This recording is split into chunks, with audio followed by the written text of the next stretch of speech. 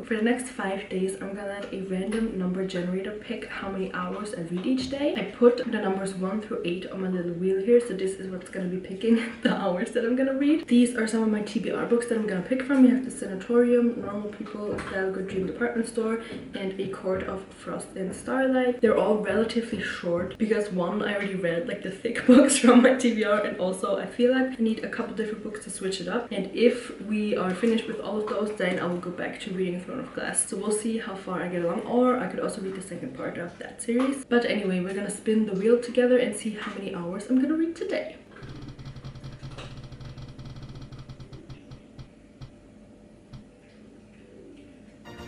One hour. That's great. That's fine. I'm gonna start out with A Court of Frost and Starlight first because it is super thin, so I can probably get through this quickly. Also because I just finished the first 3 parts of the ACOTAR series, and I just want like a clean slate so I can start with the last one, or the last one for now. And then I really, as I mentioned, want to get into Throne of Glass because I can't read those two at the same time because I get confused, because they are from like the Fae aspect a little bit similar, and I don't want to get anything confused. An hour should put me at around 60 pages, which would be like this much.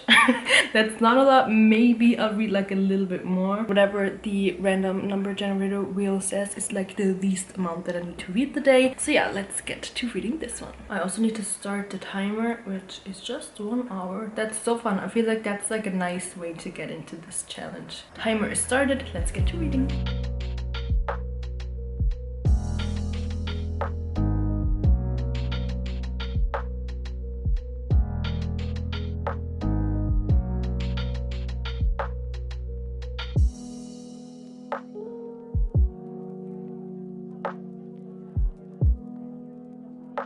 This book is not only dual point of view, but 5 point of views. I really like dual point of views. I've never had a book with 5 POVs before, so we'll see. But this is basically just a little Christmas story, and the Winter Solace, or whatever the name is, that's like basically their like Christmas holiday. I think this is gonna be fun. It feels weird to read it in the summer, but so far it's nice. It's day 2 and I'm about to spin for how many hours we're gonna read for today.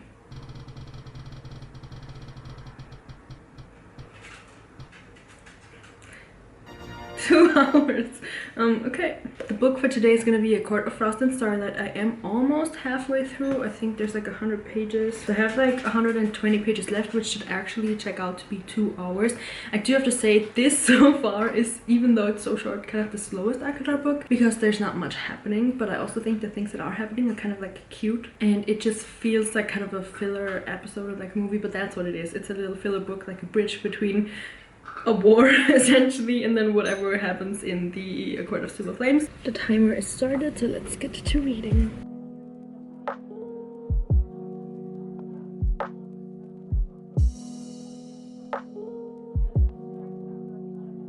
In this book, they're basically celebrating something like Christmas, where there's like gift giving and decorating, and it doesn't fit my like image that I have made in my mind about Rhysand, whatever, that he does not know what to get Feyre. From what we've seen so far, wouldn't he like already have a billion ideas because he's like in her head all the time and knows everything about her and notices every little detail?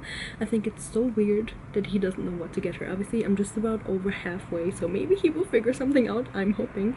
But I think it's so like kind of a break of character that he's now asking everybody for help on like, oh, I don't know what to get her. She's so hard to shop for.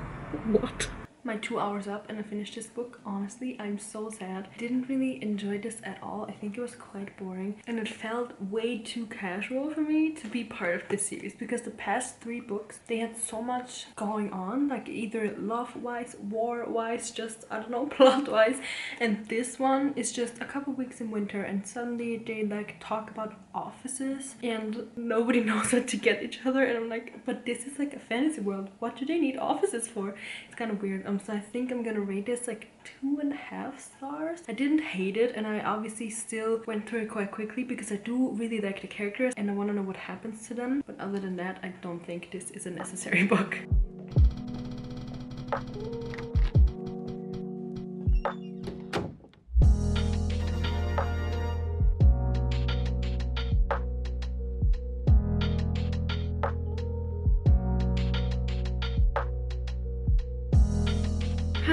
So I read the Dial a Good Dream Department Store to about page 200 yesterday, and I'm gonna put it down for now. I'm not DNFing it, but today I'm gonna read by the beach, and it's not like the vibe that book gives off. I think it's interesting, but it's also a little bit boring, which was expected. Like, it is actually exactly as I expected it, but today we're gonna switch it up with the sanatorium. I'm just gonna now see how many hours we're gonna read for today.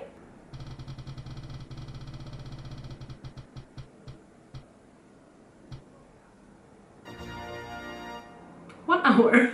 I really thought that I was gonna get like 6 to 8 hours pretty much every day. I don't know, like maybe the wheel tips to one side or something, but so far it's been pretty chill, to be honest. But yeah, we're gonna head to the beach and I'm gonna bring the sanatorium.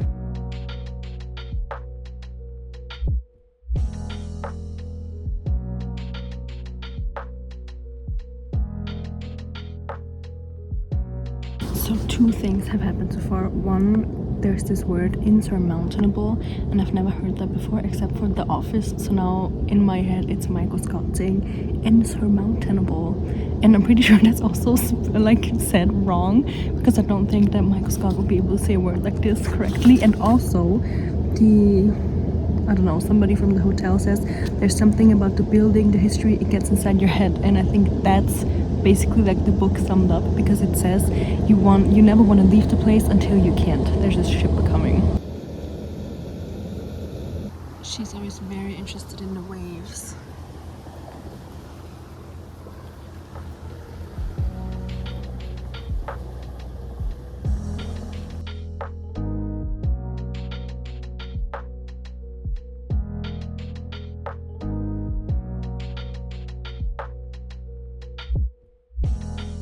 The last day of this challenge has come, so let's spin the wheel one last time.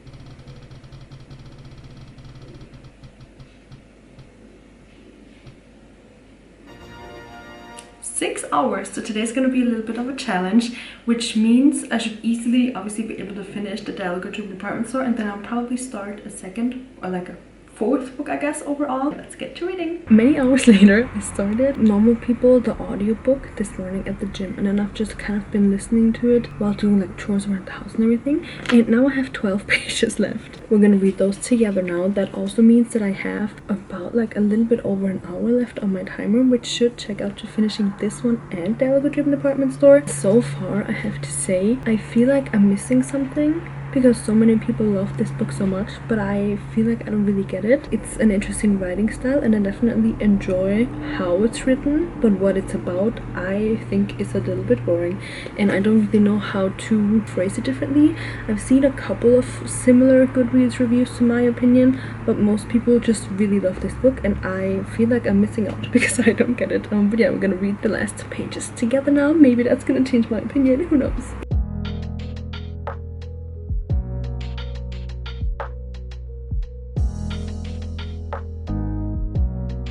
The last 10 pages did not change my mind. I think the sentences, like the singular sentences, are really good, but the story overall just wasn't interesting to me personally. I'm gonna rate it 3 stars because I did like it, but I didn't like enjoy it entertainment wise. I don't think it's supposed to be like a super entertaining book. That leaves us with about an hour left to finish the Dial a Good Dream Department Store, which also is not gonna be one of my favorite books, to be honest.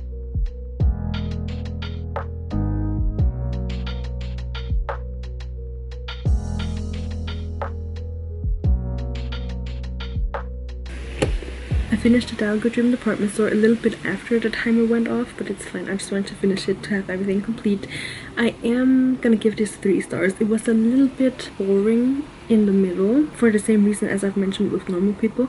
I really liked the writing, but the like story itself, nothing too much like happened, but I still enjoyed the book, so 3 stars. At the end of the book there's actually a translator's note from the translator who translated the book from Korean into English, and she mentioned that usually the translation of a book is its like downfall, like the hardest part about it, and I have to agree. I think that reading this in Korean, like in the original language, is obviously always best. I I unfortunately don't speak Korean, so I can't do that, but I found that I also enjoy reading like original books that were originally written in English way more if I read them in English as opposed to reading them in German, because there's just something about the actual like original words that the author chose that just makes the book better. But I'm not saying this book is bad. It's very cute and I really like the world. I think the cover represents how the world looks perfectly. I imagine it exactly like this, maybe not as much like blue, but maybe that's because it's nighttime, but it's a really nice book. Future me here,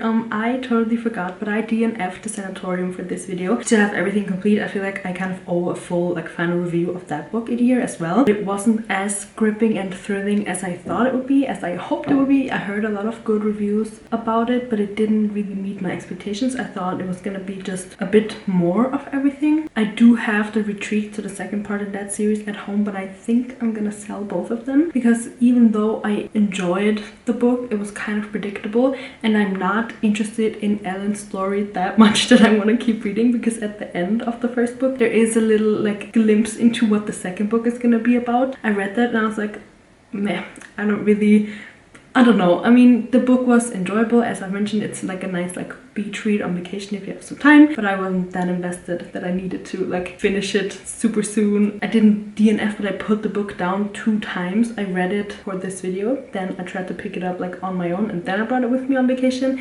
Maybe that also played a role in it, like not reading everything at once, but it just wasn't interesting enough to read everything at once. So 3 stars. It's nice. It's not my favorite thriller of all time. I hope you enjoyed this little challenge video. I really enjoyed making it, and I hope to see you in one of my next videos. Bye!